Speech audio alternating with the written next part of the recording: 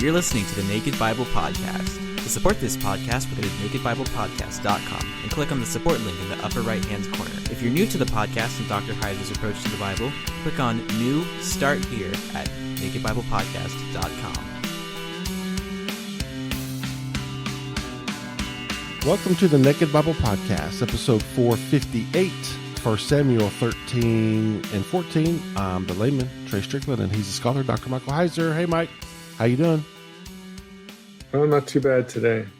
Today's a little bit better than the week has been. That's good. That's good. This is the first week of January, so we want to wish everybody a happy new year and hope that 2023 is much better than last. Oh, yeah, definitely. Mike, I've really got anything new on your end? No, not really, other than today's my birthday. Oh, see, there you go. That is new. Yeah. I haven't gotten my presents yet, so I don't know what I'm going to get. My kids feel bad for me because my birthday is December 30th, and it's close to Christmas, so they're like, oh, I'm splitting up my presents, blah, blah, blah. And I've been playing up the sympathy for that, being like, yeah, it was rough growing up. Didn't get a lot of presents. So maybe they'll feel bad for me and get me something good, but I don't know. Yeah, probably not.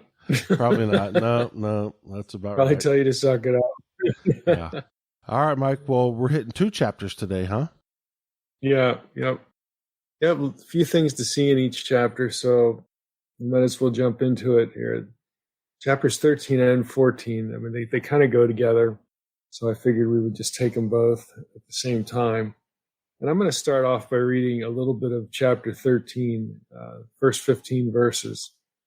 So reading again in ESV, it says, Saul lived for 1 year and then became king. And when he had reigned for 2 years over Israel, Saul chose 3,000 men of Israel. 2,000 were with Saul in Michmash and the hill country of Bethel, and 1,000 were with Jonathan in Gibeah of Benjamin.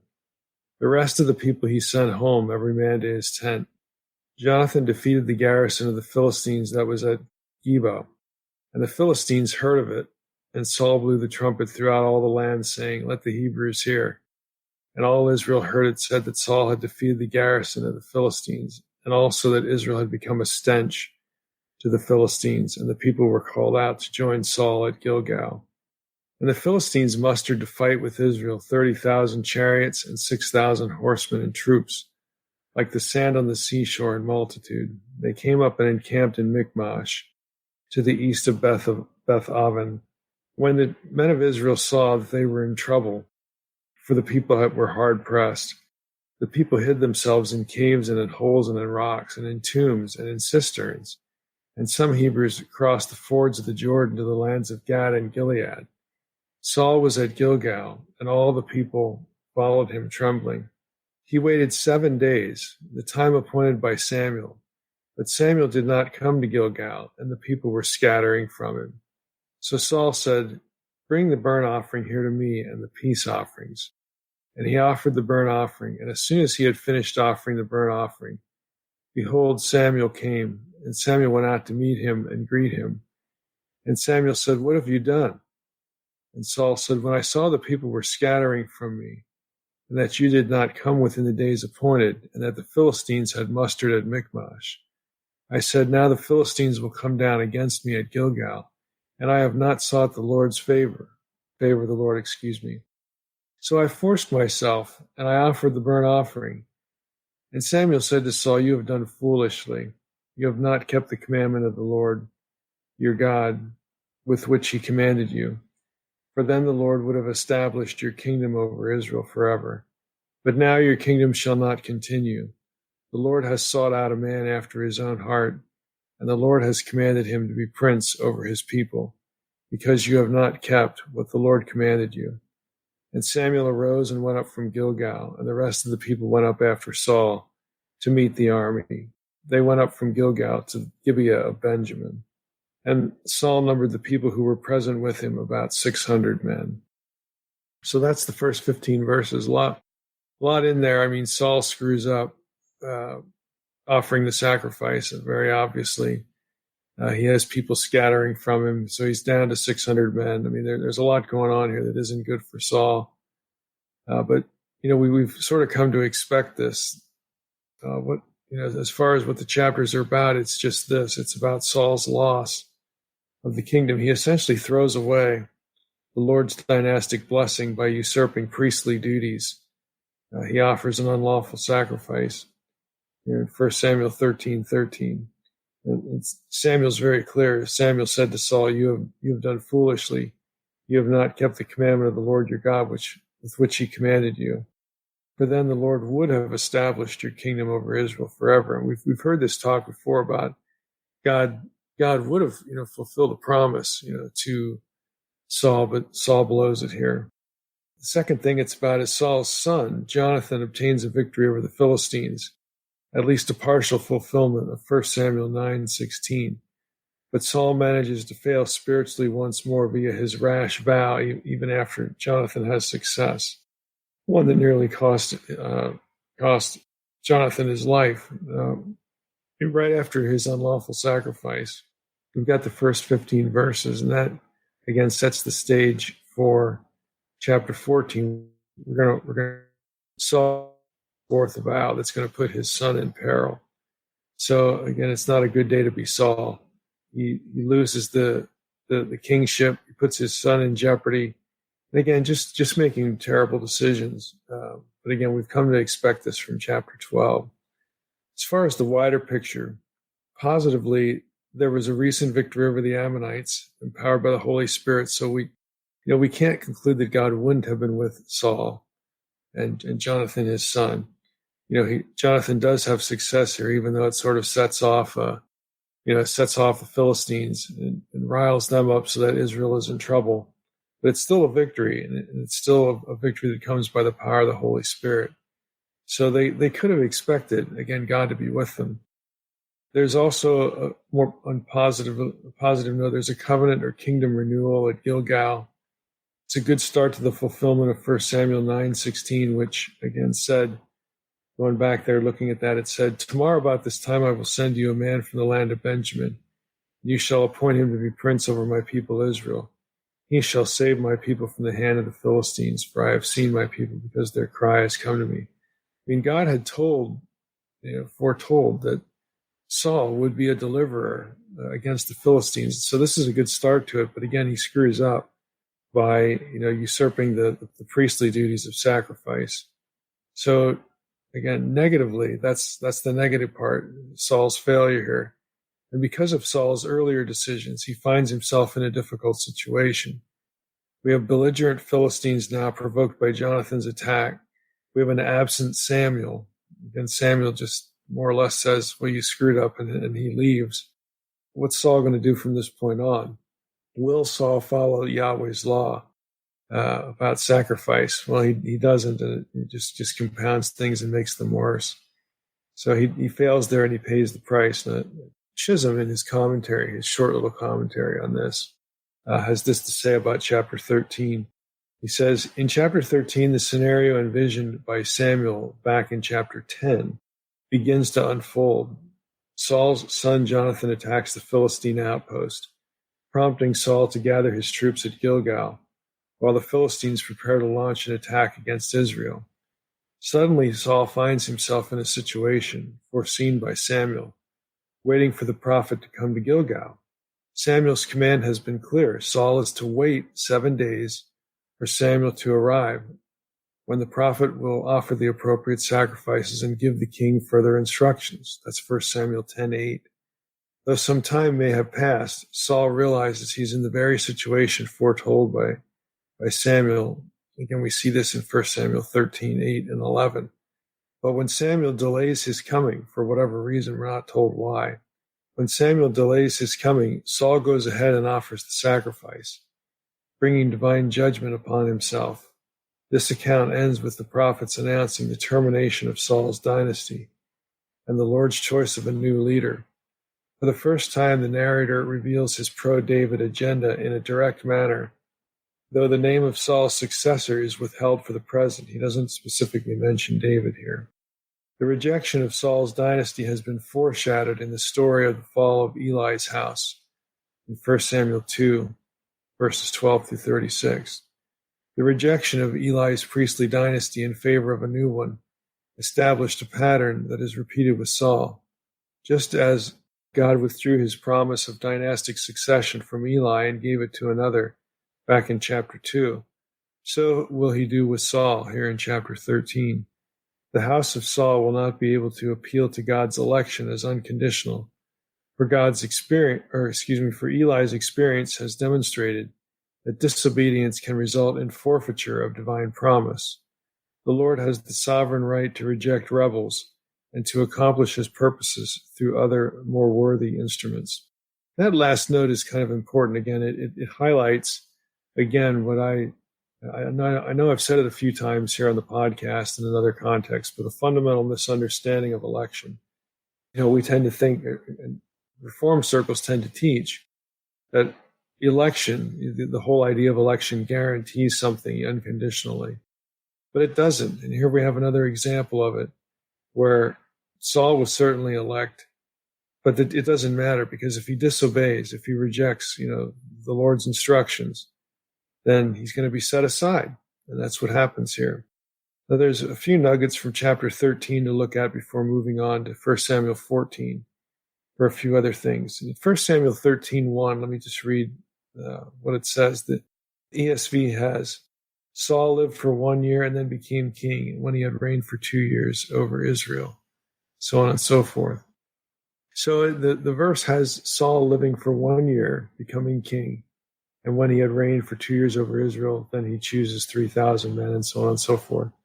There's a note in the ESV here, a little sidebar note in the ESV that says, in the Hebrew, it says, Saul was 1 year old when he became king, and he reigned 2 years over Israel.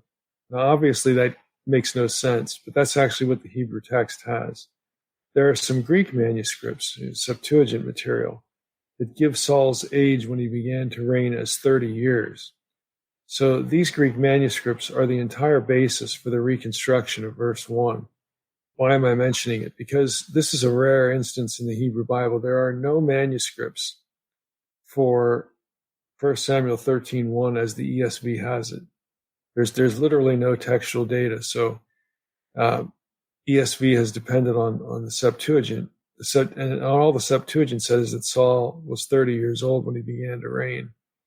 So out of that, we get Saul lived for 1 year and became king, and then he had reigned for 2 years over Israel. It doesn't even sound like the Septuagint. But we have to have Saul as being an adult male. And so the translation in ESV presupposes what's in the Septuagint, that Saul is indeed an adult male. He's not 1 year old. And then it literally just fills it in. It makes up a verse here. So 1 Samuel 13:1 is one of these rare instances, and it's well known to Old Testament scholars and textual critics, where the translator more or less has to fill in the blank. And that's what happens here in 1 Samuel 13:1. So all translations, regardless of what English Bible you're using, all translations of 1 Samuel 13:1 are a guess. And they're based on the Septuagint's comment that Saul was 30 years old. And there you have it. So this is, again, a rare instance of the text of the Old Testament not being preserved in any certain form in a particular verse. And this is really unusual. I'm personally not aware of any other instance where this happens, but this one's famous enough that even though I'm not a textual critic, I'm aware of it.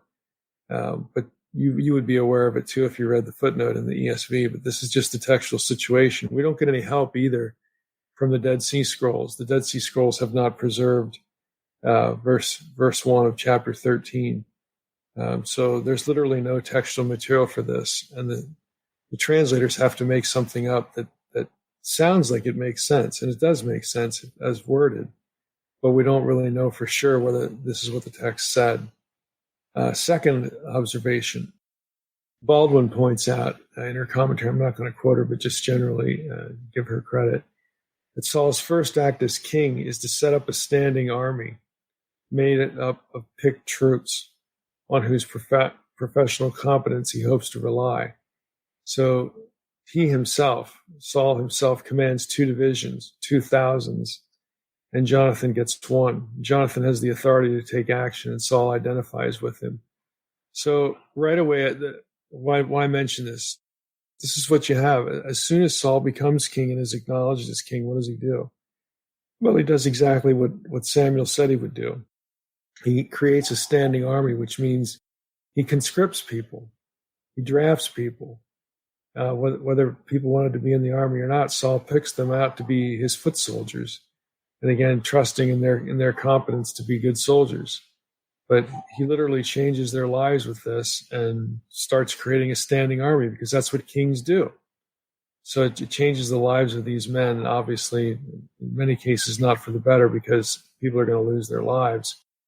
But this is what kings do, and this is what Samuel had foretold he would do. So here we go. It's a direct fulfillment of what Samuel had said. Thirdly, Jonathan's provocation results in a crisis. I mean, Jonathan scores a victory here over the Philistines. But when the Philistines hear about it, they get angry and they assemble for battle. And Israel is quite a bit outnumbered and is inferior in terms of weaponry. So when the Philistines hear it, they become, what's the wording here in verse 4? All Israel heard it, said that Saul had defeated the garrison of the Philistines, and also that Israel had become a stench to the Philistines, and the people were called out to join Saul at Gilgal. And they start running, they start defecting. So Saul's standing army starts to get smaller and smaller and smaller in the wake of the Philistine threat, because the Philistines have a lot of men. Philistines mustered to fight Israel in verse 5, 30,000 chariots, that's just the chariots, and 6,000 horsemen and troops. So they have superior technology too. They have charioteers. There's no indication that Israel has that, that Israel's fighting on horses. The indication we get is Israel's using foot soldiers. So here again, right out of a victory, we get a crisis emerge out of what Jonathan does. So Saul's troops they're so intimidated, they run. They look for places to hide, many caves and other holes in the rocks and cisterns and so on and so forth. But this is the situation that, again, Saul finds himself in. And he has to somehow lead. He has to somehow get the people out of this situation. So the question at this point is, when the troops start defecting, is what's Saul going to do? Is he going to wait for Samuel? Saul's in a situation where he must either trust the Lord. And think about this. The instructions are to wait 7 days for Samuel to arrive and offer proper sacrifice and get further instruction. So again, is that what happens? Is Saul going to actually wait? Is he going to do this? Well, he waits the 7 days and Samuel hasn't shown up. But then he makes the disastrous decision to play priest. He's not a priest. He's not supposed to be doing this. What he should be doing is he should be doing what the kind of thing that God's king would do. And that is trust God. Trust that Samuel and his leadership. He should essentially do nothing and wait for Samuel to show up and offer sacrifice and do things in proper form. But that isn't what he does. Baldwin writes of this incident. She says, Saul knows that he must soon make a move if the whole army is not to desert, because it's flying away pretty fast. And he is on edge as he impatiently waits for Samuel to offer the sacrifices that preceded battle and demonstrated Israel's dependence on the Lord. This is why you're supposed to offer sacrifice. It's a gesture of dependence on the Lord. And again, Saul is not trusting God. He's not just leaving things be. He's not waiting for Samuel any longer. Even though Samuel didn't show up, and you can say, well, Saul waited the 7 days he was supposed to. That's true. But he's not a priest. He's not supposed to be doing this. So it's almost as if this is a test. Now, the text doesn't say that. But it's almost as if Saul is being tested here by Samuel or by God or by both to see what he's going to do. Is he going to trust God? Is he going to stay put and be king and refuse to be a priest, because he's not a priest? But instead, again, he blows it. So back to Baldwin here. So Saul knows he must make a move if the whole army is not to desert, and he is on edge as he impatiently waits for Samuel to offer the sacrifices that preceded battle and demonstrated Israel's dependence on the Lord. It was a test case. When Samuel did not appear, Saul took matters into his own hands and offered the burnt offering. Again, let me just step in here. That's the way it reads. And I'm in agreement with Baldwin, even though the text doesn't specifically say it's a test. That's the way it reads. And so she's reading it the same way. So Saul takes matters into his own hands and offers the burnt offering. And no sooner did he do it, no sooner had he done so, than Samuel arrives again. So it just has this feel of, I hate to use the word entrapment, but it's a test case. He's being tested and he fails. So no sooner had he done so when Samuel arrived, only to be greeted by Saul, as if nothing had happened. Either Saul was insensitive on spiritual issues, or he was bold-faced. He just did it deliberately. For by his disobedience, he was challenging Samuel's authority. So as either spiritually inept, you could vote for that, or this is sort of a high-handed act where he's just going to take matters into his own hands. And by doing so, it puts Samuel's reputation, it puts Samuel's office in question, which you don't want to do because it's clear to everybody that Samuel is God's prophet. So again, Saul blows it. Fourthly, Saul's response reveals something of an over-concern for religious form and ritual. And Baldwin comments on this. She says, Saul condemns himself in his answer to Samuel's question, what have you done? It's true, he was in a dilemma from which he could see no escape. So he took matters into his own hands, and ironically says that he had not entreated the favor of the Lord. He could have done this privately. He could have prayed. He could have asked God for help. But instead, what he does is he offers sacrifice and usurps Samuel's position as prophet. So again, he could have done this privately as Hannah did, without intruding into the prerogatives of Samuel and the priesthood. Doubtless he would have found relief from his anxiety and renewal for his faith. Yet if he had trusted God, God would have rewarded him. And we read that in this very chapter.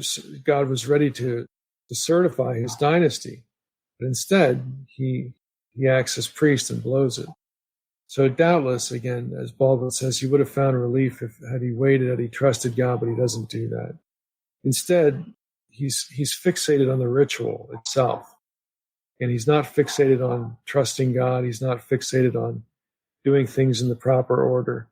He's instead focused on this ritual act. And so he takes matters into his own hands and he pays the consequence for it. Chisholm, in this regard, adds a thought. He says, the longer Saul waits, the more men are deserting. Again, according to verses 8 through 11. The Philistine troops are massed for battle and can attack at any moment.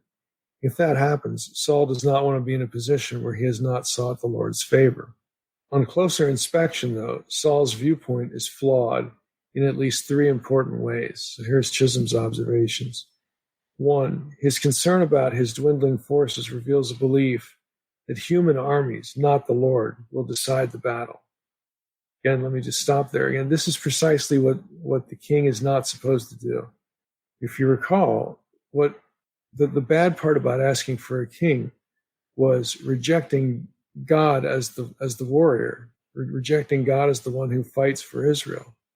So, here we have proof that this is what's in Saul's head. He instead of trusting God, he is assuming that the only reason they're going to get victory is his army, his human armies. And that's not Israel's history. Israel's past, Israel's history has come because God fights for Israel. So he does exactly, again, what he shouldn't do. Secondly, his concern with offering a sacrifice reveals a faulty theology that elevates ritual above obedience. He's going to do the same thing in chapter 15. We'll get there next time. He tends to think that ritual can in some way guarantee divine favor. So I'm going to go do the sacrifice whether Samuel's here or not because the ritual is important. And that isn't what God wants. What God wants is obedience. Thirdly, Saul oversteps his bounds. He is the king, but he is under the authority of the prophet priest Samuel, who is the intercessor for the nation. And we've seen this repeatedly in the book already where Samuel plays this role as intercessor for the whole nation. In Deuteronomy 17 and 18, this is kind of interesting, where the regulations of Israelite kingship are given, specifically Deuteronomy 17, 14 through 20, and they're alluded to in 1 Samuel 10, 25. If you go look at that passage, the king's role is clearly distinguished from that of priests and prophets. So priests are discussed in Deuteronomy 18, 1 through 13, and prophets are discussed in Deuteronomy 18, 14 through 20, 22. And so right before both of those sections of Deuteronomy, you have the rules for kingship. So again, Saul is supposed to be paying attention to the Torah. He's supposed to have a copy of his own. He's supposed to be a student of Torah. He's supposed to be obedient to Torah. And so he should know, again, what the duties of the kings are, what the duties of the priests are, what the duties of the prophets are, because they're all laid out right next to each other in Deuteronomy, right in the same section. But instead, again, he does his own thing. He's more concerned with the ritual act of the sacrifice than he is with obeying the word of God. And that's Saul's great failure here. Let's go to 1 Samuel 14. And we notice that there's a contrast that's sort of set up between Jonathan and Saul. And I'm going to read a little bit of chapter 14. I'll read the first 15 verses again. One day Jonathan, the son of Saul, said to the young man who carried his armor, "Come, let us go over to the Philistine garrison on the other side." But he did not tell his father. Saul was staying in the outskirts of Gibeah in the pomegranate cave at Migron. People who were with him were about 600 men, including Ahijah, the son of Ahitub, Ichabod's brother, son of Phinehas, the son of Eli, the priest of the Lord in Shiloh, wearing an ephod. And the people did not know that Jonathan had gone. Within the passes by which Jonathan sought to go over to the Philistine garrison, there was a rocky crag on the one side and a rocky crag on the other side. The name of the one was Bozez, and the name of the other Seneh. And the one crag rose on the north in front of Michmash, and the other one on the south in front of Geba. Jonathan said to the young man who carried his armor, "Come, let us go over to the garrison of those uncircumcised," in other words, the Philistines. "It may be that the Lord will work for us, for nothing can hinder the Lord from saving by many or by few." So let me just stop there. So Jonathan's heart's in the right place. He believes that God is going to be with him, and he's going to pay the Philistine garrison a visit. And his armor-bearer said to him, "Do all that is in your heart. Do as you wish. Behold, I am with you, heart and soul." So let me stop again. Jonathan's armor-bearer has more faith than Saul does. I mean, Jonathan is the one who's spiritually on the ball here, and his armor-bearer is as well. But Saul is holed up in this place that was just described. So he says to his armor-bearer, "Come, let us go over to the garrison." The armor-bearer says, "Do all that's in your heart. I'm with you, heart and soul." Then Jonathan said in verse 8, "Behold, we will cross over to the men, and we will show ourselves to them. And if they say to us, 'Wait until we come to you,' then we will stand still in our place, and we will not go up to them.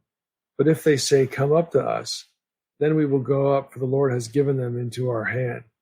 And this shall be the sign to us." So both of them showed themselves to the garrison of the Philistines. And the Philistines said, "Look, Hebrews are coming out of the holes where they have hidden themselves." And the men of the garrison hailed Jonathan and his armor-bearer and said, "Come up to us, and we will show you a thing." And Jonathan said to his armor-bearer, "Come up after me, for the Lord has given them into the hand of Israel." Then Jonathan climbed up on his hands and feet, and his armor-bearer after him. And they fell before Jonathan, and his armor-bearer killed them after him. And that first strike which Jonathan and his armor-bearer made killed about 20 men within, as it were, a half a furrow's length in an acre of land. And there was a panic in the camp, in the field, and among all the people. The garrison and even the raiders trembled, and the earth quaked, and it became a very great panic. So Jonathan and his armor-bearer have success, again, because they trust in the Lord. Jonathan, again, contrives this sign, what would be a sign to him and his armor-bearer that they should go on the offensive or not. And that's the way things work out. So he trusts God, and God gives him the victory. God gives him deliverance. And so both he and his armor-bearer have the spiritual sense, again, to trust in the Lord in the circumstance, whereas Saul, again, is still hiding. So there's a deliberate contrast set up here between Jonathan and Saul that, again, we're supposed to observe, because Jonathan is going to become automatically the one that's more heroic. He's just going to get the better press in 1 Samuel 14 and following. He's going to get more loyalty on the part of his men. He's going to appear more heroic. Again, he's going to just appear better than Saul. So it's part of the literary effort, to portray Saul as just not being good king material. He's not, and he just seems to be choking, on every hand. And now again, his son Jonathan is providing the contrast, whereas earlier Samuel did. So a few observations here, just in general, in chapter 14. Let's see, in verse 18. Let me just read that for you. We'll go back to verse 16, pick up where we left off. The watchmen of Saul in Gibeah of Benjamin looked, and behold, the multitude was dispersing here and there. Then Saul said to the people who were with him, and he has 600 with him, count and see who has gone from us. And when they had counted, behold, Jonathan and his armor-bearer were not there. So Saul said to Ahijah, bring the ark of God here, for the ark of God went at that time with the people of Israel. Let me just stop there. So Saul somehow has access to the Ark of the Covenant. And it seems kind of odd given where we last saw the Ark in Kiriath Yearim and Baal Yudah. So what's going on here? Textually, the Septuagint here has Saul asking not for the Ark of the Covenant, but he says, bring the ephod. And the ephod is like this breast piece that the high priest wears. And it has gems on it. It has the Urim and the Thummim in the little pouch and so on and so forth. So the Septuagint doesn't say, bring the ark. It says, bring the ephod. And, so we have a clear textual difference here. The relevant verses, unfortunately, are absent in the Dead Sea Scrolls. The Dead Sea Scrolls don't have the verses 18 and 19 either. So most scholars go with the Septuagint here due to the presence of the priest, because Ahijah, the priest, is there, and he would be wearing the ephod. So it makes sense to go with the Septuagint reading and not have Saul request the Ark of the Covenant, but instead have him request the ephod, because he wants to ask God some questions. He's going to use the Urim and the Thummim, and he does later in the chapter. So it seems like the Septuagint has the better rendering here. In the end, though, we have to realize that the ark could be in view, as the textual situation isn't clarified by the Dead Sea Scrolls. So Hebrew text has ark, Septuagint has ephod. The ephod probably makes more sense, but we can't be dogmatic about it. We have witnesses both to the ark and the ephod, textually, is the point. Now, Hafner, in his commentary, is one who is not troubled by the unexpected reference to the ark. He writes, the ark is already back in Israelite territory in 1 Samuel 6, having been taken first to Beth Shemesh in 1 Samuel 6, 13 through 18, and then afterwards to Kiriath Yearim, 1 Samuel 6, 19 through chapter 7, verse 2. And when David retrieves the ark, it is no longer in Kiriath Yearim, where it had been in 1 Samuel 7, 2, but in Baal Yudah. That's 2 Samuel 6, verse 2. So in the meantime, Saul had temporarily taken it into battle. This is Hafner's view, that he actually does have access to the Ark of the Covenant. And such a scenario, Hafner thinks, is not improbable. Again, scholars disagree on this point because of what the Septuagint has, but Hafner technically is correct. The Ark does move around before it's brought up and deposited in the temple, when they finally get a temple. It does move from Kiriath Yearim to Baalei Yudah, where David retrieves it. Excuse me, not David, but where it's retrieved again to go into the temple. So this is possible. He could have had access to the ark. Maybe he did, maybe he didn't. It's hard to know for sure. What exactly is going on here, is what exactly is being asked for. It's kind of interesting, though. It would be ironic if it really is the ark, because you have the irony of Saul imitating the disastrous decision that Eli and his household did to bring the ark into the field of battle against the Philistines way back in 1 Samuel 4 and 5. That was a disaster. It was something he should not have done. And so here we have Saul doing the same thing. Now, it's not captured. The ark isn't captured like it was before. But it again provides a parallel. And that's Eli as a screw up. His sons, of course, are terrible. And here we have Saul possibly, perhaps, imitating their actions to bring the ark onto the field of battle. Again, not a good idea. Second thing to observe here is Saul also has access to a priest. And we just read it in verses 18 through 19. So Saul said to Ahijah, bring the ark of God here.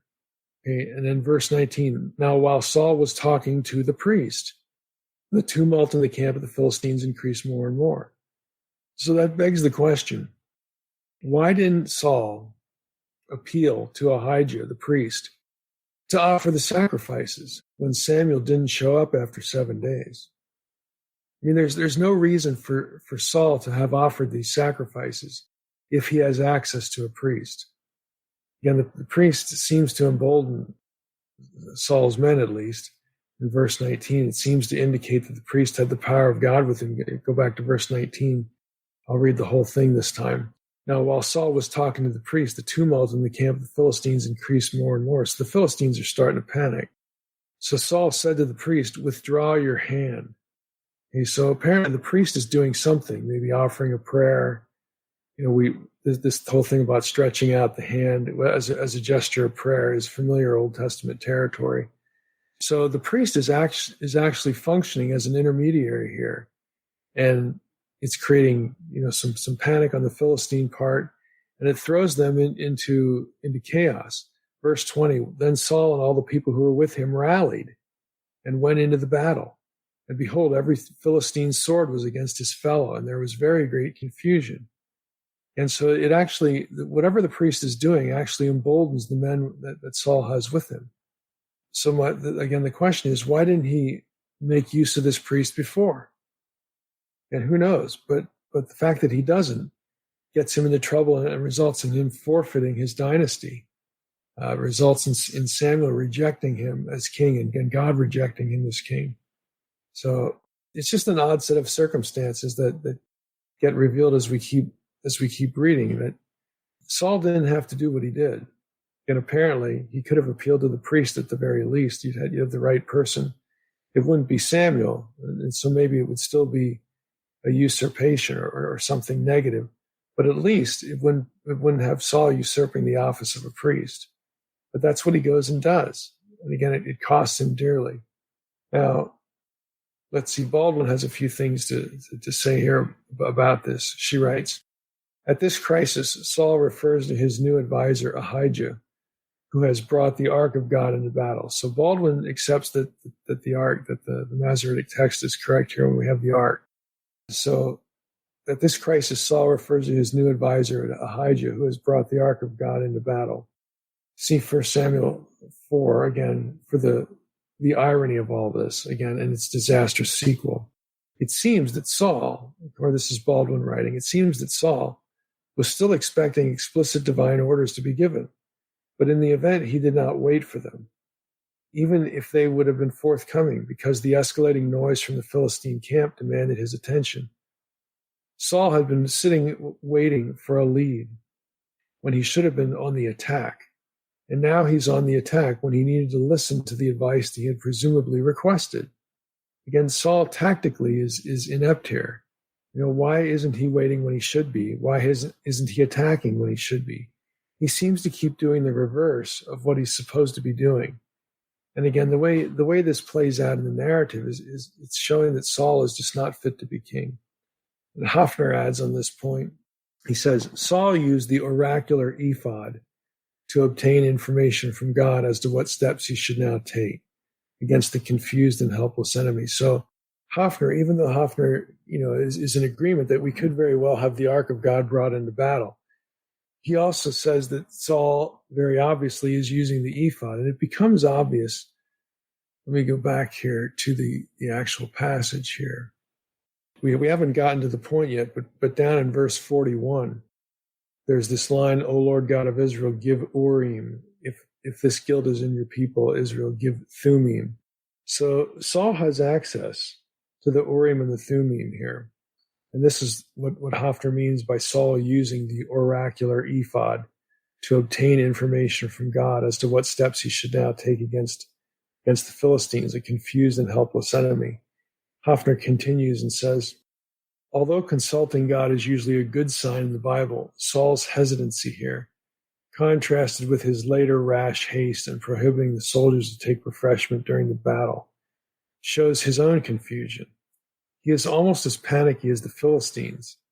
He begins an oracular inquiry with the ark and the ephod, but then, when the disorder and confusion in the enemy camp grows, he fears that he may be losing his opportunity for a stunning victory. So he aborts the inquiry. He says to the priest, "Withdraw your hand. Stop." Okay? So whatever the priest is doing, offering a prayer, maybe using the Urim and Thummim before they're actually mentioned down in verse 42, who knows? I mean, we're not really specifically told what the priest is doing, but whatever he's doing, Saul asked him to do, and it has a positive effect on his own men. It emboldens them and creates some panic in the Philistine camp. And then Saul just turns off the spigot. Saul says, "Stop." Again, the implication, what Hoffner's getting at here is when he aborts the inquiry, whatever is going on here, he seems to be thinking that he needs to act and that it's through his actions that Israel is going to be delivered. Again, it's the very opposite of what he should be thinking. What he should be thinking is that God is going to do something in response here to save us, to deliver us. Because the priest is here, the ephod's here, the ark's here, something's going to happen here that we're going to get deliverance. But instead, he puts a stop to it and takes matters into his own hands, as though deliverance depends on him as king, as though deliverance depends on his human army. This is, again, exactly the opposite of what God wanted in a king. What God wants in a king is a Torah follower and someone who will trust God to fight for Israel. And that is not what we get with Saul. And it's as though Saul is saying we don't need to know God's will anymore. Hoffner writes, "Such erratic behavior befits this tragic figure, whose behavior increasingly reflects an unbalanced mind, as well as a spirit of rebellion toward God." So again, Saul he seems to take every opportunity to make the wrong decision, and he does. So by the time we hit 1 Samuel 14:24, let me just read that verse to you. This is Saul's rash vow. "The men of Israel had been hard pressed that day, so Saul laid an oath on the people, saying, 'Cursed be the man who eats food until it is evening, and I am avenged on my enemies.' So none of the people had tasted food." I mean, Saul's refusing to allow them to have provisions, to eat. Again, very tactically very bad, but if you think that you're the answer, if you think that you can just sort of will victory into existence because you're the king, this is the kind of thing you do. And it shows that Saul is just not thinking clearly. So by the time we hit that verse, 1 Samuel 14:24, Saul seems unbalanced and erratic. He has lost Samuel's support, so he finds another priest. But then he interrupts that priest in verse 19. But God still delivers Israel that day. I mean, God is still fighting for Israel.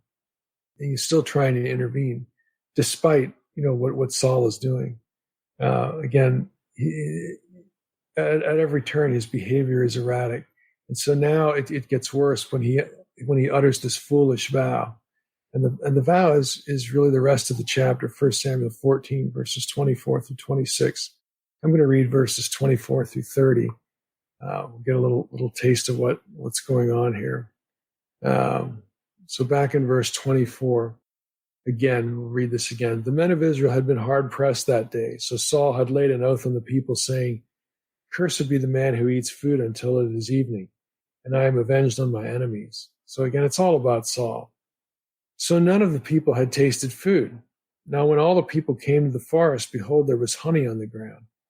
And when the people entered the forest, behold, the honey was dropping, but no one put out his hand to his mouth, for the people feared the oath. But Jonathan had not heard his father charge the people with the oath." Remember, Jonathan had been gone. "So he put out the tip of the staff that was in his hand and dipped it in the honeycomb and put his hand to his mouth, and his eyes became bright." In other words, it refreshed him. "Then one of the people said, 'Your father strictly charged the people with an oath, saying, Cursed be the man who eats food this day.' And the people were faint. Then Jonathan said, 'My father has troubled the land. See how my eyes have become bright because I tasted a little of this honey?' How much better if the people had eaten freely today of the spoil of their enemies that they found. For now the defeat among the Philistines has not been great. In other words, we would have done even better in battle had my father let us eat, or let the soldiers eat. So again, Jonathan's not on board with this, even though he hadn't heard it. So Chisholm writes in this regard, the preceding account ended with the Lord's giving Israel a great victory despite Saul's hesitant actions.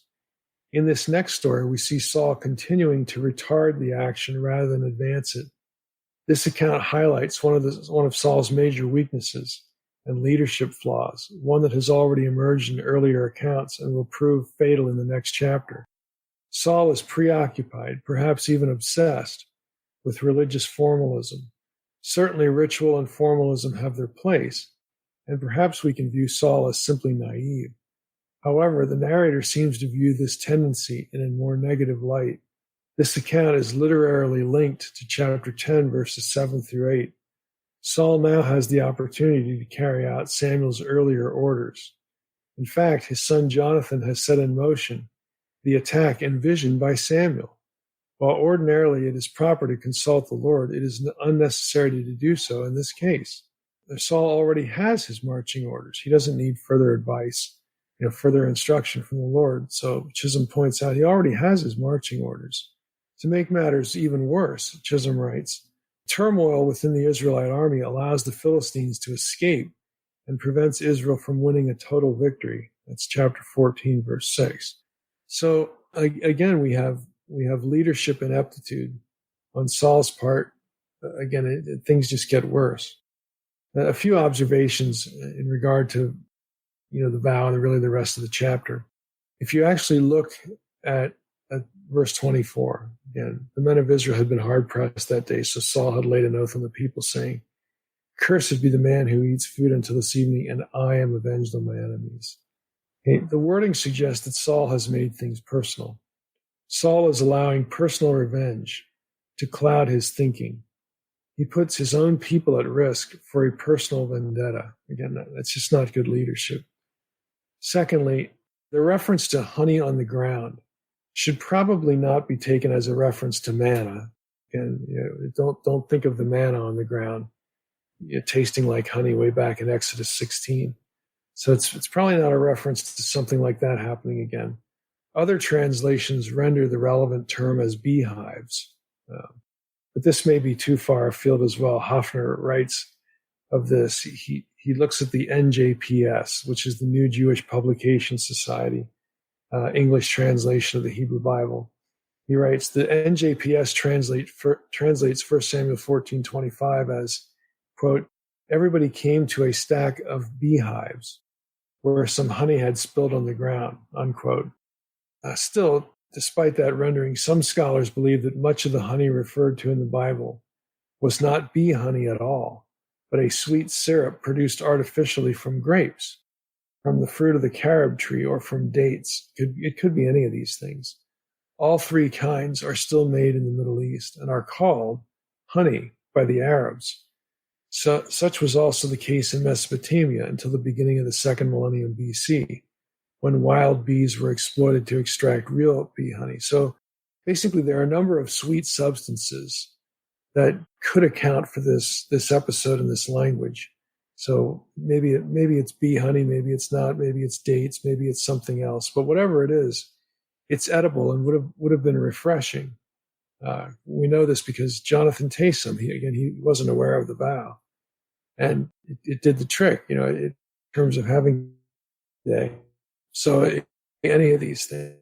Jonathan's assessment of his father's vow is interesting in verse 29. It's pretty plain. My father has troubled the land.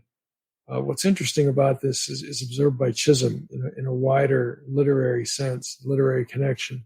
The Hebrew word translated made trouble or troubled the land here, the Hebrew word is akar, is used to describe the effect of disobedient Achan's sin on Israel in Joshua 7:25. Jephthah, the judge, also uses it in accusing his daughter of bringing trouble upon him when she greets him after his victory. Again, he and Jephthah, if you recall, ushered a terribly rash vow that put the life of his own daughter in jeopardy.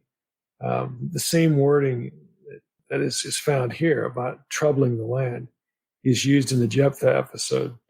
Back to Chisholm here, he writes, both Jephthah and Saul make rash formal statements of personal obligation that affect their children. In Jephthah's case, he accuses his daughter of troubling him and then offers her up as a whole burnt offering in fulfillment of his vow. Again, that's way back in Judges chapter 11, again, that whole episode. In Saul's case, the situation is similar, but plays out differently, again, because the people intervened to save Jonathan's life. Another thing to observe here in chapter 14 is more spiritual ineptitude from Saul. So upon hearing the people were sinning by not properly draining the blood from captured livestock that they were slaughtering for food. Again, this is part of the narrative we didn't read. We didn't read all the chapter, but the people do this too when they finally break down and they have something to eat. They're not letting the blood drain properly, and so that's a problem. So upon hearing this, Saul has the right instinct. He commands a stone for sacrifice to be brought, but then again goes one step too far. So he commands the stone to be brought. Here, you slaughter the cattle or whatever you're going to slaughter here on this stone. Let the blood drain, off into the ground, and we can take care of this problem. But about having the blood drain. But then he goes another step further. It shows his spiritual ineptitude. Baldwin writes as follows: the Israelites pursued the Philistines as far as Aijalon, on the border of the Philistine plain within 6 miles from Gezer, capturing spoil which they proceeded to eat with the blood. Concerned to fulfill the ritual requirements, Saul made use of a rock so that when the animals were killed, their blood was drained and poured out into the soil.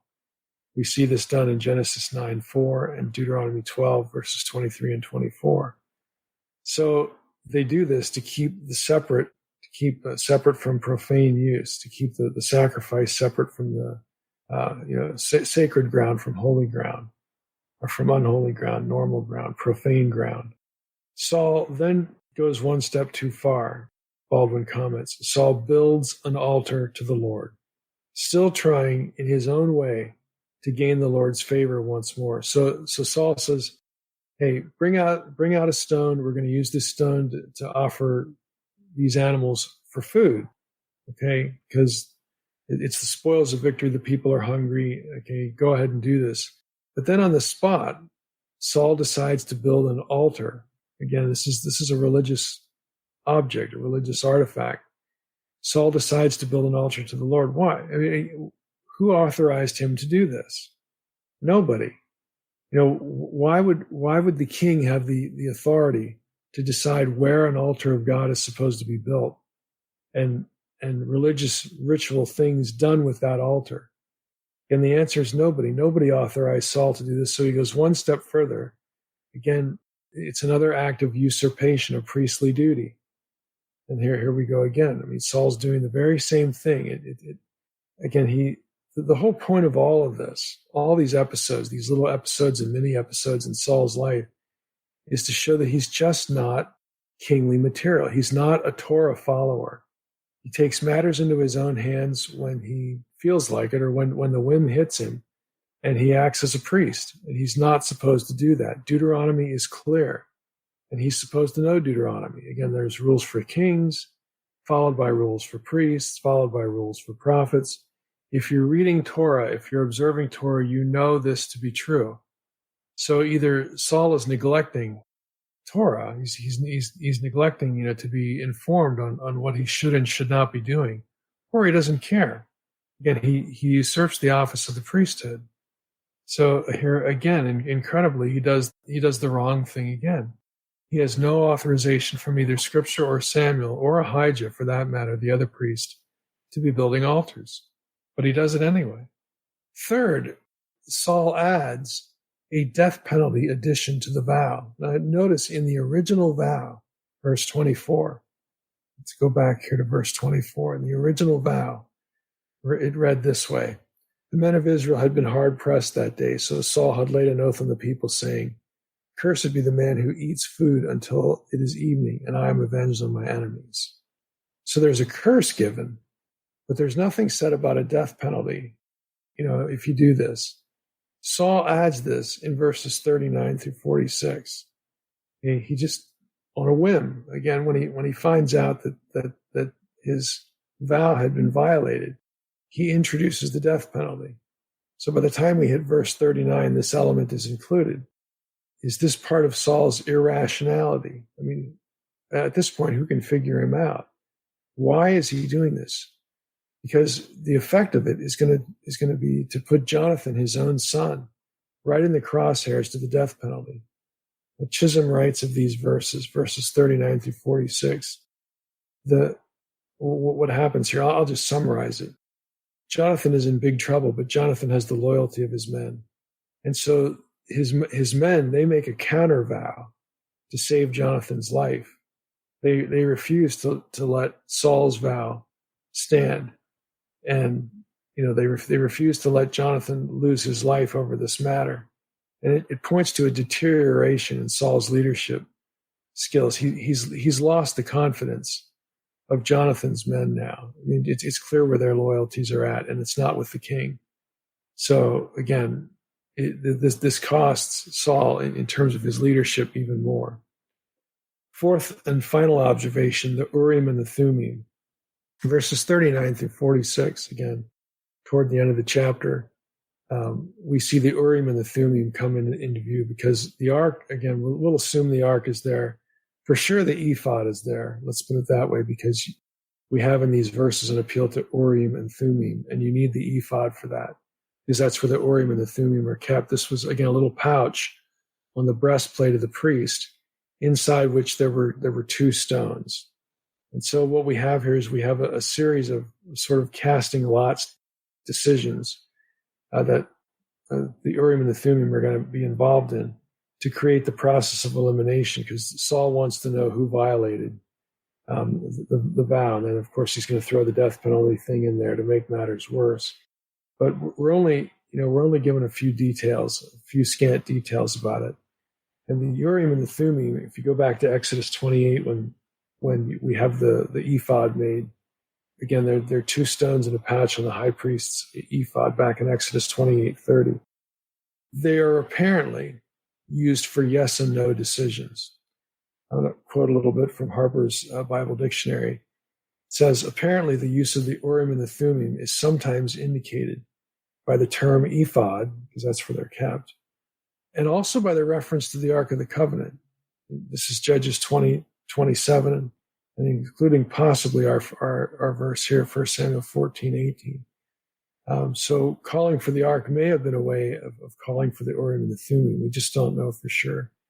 But apparently, again, this is, at the very least, let's put it that way, at the very least what's going on is they're appealing to, Saul is going to appeal to the Urim and the Thummim. Now, I keep saying the word apparently, you keep hearing the word apparently, because it actually isn't clear what the Urim and the Thummim were. I mean, they're two stones, but is like one marked with yes and the other one's marked with no? Or are they like dice, where they have symbols and markings on them that can be assigned meanings? In other words, are the Urim and Thummim two objects where I could summon the priest and I could say, okay, take out the Urim and the Thummim, and if it lands on, if you pull out Urim first, then it means this. If you pull out Thummim first, it means that. In other words, I as the requester, perhaps, again, maybe, could sort of set what each stone meant rather than just a simple yes or no decision. So that part of the Urim and the Thummim is just not clear to scholars. Scholars debated a lot, whether you had a yes or no marking on it, or whether you had some other kinds of marking that could be assigned meaning by whoever was asking. So you have two options there. Again, it's actually not clear. Let me read a little bit from the Dictionary of the Old Testament, the Pentateuch volume on Exodus 28, where you have the Urim and the Thummim first come into view. Again, noting the absence of instructions for making or constructing the Urim and the Thummim, because apparently they're just two stones with something on them. So the Dictionary of the Old Testament, Pentateuch, says this: it is striking that in a chapter of instructions, this is commenting on Exodus 28, In a chapter of instructions for making clothes, the manufacture of the Urim and the Thummim is not commanded. It's just sort of presumed. The Urim and Thummim belong to God, according to Deuteronomy 33:8, and this revelatory means was to be used for matters of national importance, such as waging war, about which Yahweh had not yet made his will clearly known. You get an example in Numbers 27:21, Numbers 31:6. Although the current scholarly consensus appears to identify the Urim and the Thummim with a lot, like casting lots, oracle, yes or no, casting lots decision, significant arguments can be raised against this identity. For a survey of how this oracular instrument has been understood, see Van Dam. Now, there's actually a book on this, and so I mentioned Van Dam here. There's a whole book on the Urim and the Thummim. If you're interested in the subject, you can buy that and obtain it and read all about Urim and Thummim. But again, for the best survey, it's going to be that book by Van Dam. The available evidence, Chisholm writes, suggests the hypothesis that the Urim and Thummim were used by God to give, this is interesting, I'll have to explain it, but to give a miraculous light as a sign authenticating the message given by prophetic inspiration to the high priest. And that's according to Van Dam in his book. As mediator between God and Israel, the high priest could inquire of God by the Urim and Thummim, and so maintain Israel's rights and privileges with God. You may recall when we did our Exodus series, we obviously ran into the Urim and the Thummim. And I mentioned what has sort of affectionately been called the blinking light theory, that along with the Urim and Thummim, you have the gemstones on the breastplate, on the ephod, that could light up and give you longer answers to questions, because there were letters written on the gemstones and you could spell out messages. Again, that's just a theory. Don't quote me on it. I'm not married to it, but it's an idea that scholars have had. And so what Van Dam is doing here is he's throwing the Urim and Thummim into that mix. So Van Dam is suggesting that it wasn't just a yes or no, like there's, Y for yes and N for no on Urim and Thummim, but he's suggesting as well that there could have been more text on the Urim and the Thummim, and it would light up again, like the gemstones on the ephod supposedly did. The honest answer, folks, is that nobody knows. Nobody knows how the Urim and Thummim worked. Nobody knows how the ephod worked. If there was some mechanical procedure, you just get these little hints of how they were used and the kinds of questions that are asked, because the kinds of questions that are asked aren't always just yes and no. In most cases they are, but not always. And so again, that gives rise to these theories. So we don't ultimately know what's going on with the Urim and the Thummim. We just know that in this chapter, it's part of the picture of what Saul is trying to do. He's trying to get God to talk to him, and God is silent. God has rejected Saul. And so all of this, again, the whole chapter, both of these chapters, is headed downhill into chapters 15 and 16, which is where we're going to be next time, which is the final rejection of Saul and his replacement by David in those two chapters. So next time on the podcast, we're going to get into at least chapter 15. We may hit chapter 16, I'm not sure. But again, all of this is trending in one direction, not good. He's been rejected, and the final rejection is going to take more dramatic form in chapter 15, but we'll look at that next time. All right, Mike, that was a good one. Feel for Saul getting rejected. I can only imagine how bad it was. Yeah. But, in such a short amount of time, too, and so publicly, We'll be looking forward to the next chapters next week. And with that, Mike, I want to thank everybody for listening to the Naked Bible Podcast. God bless.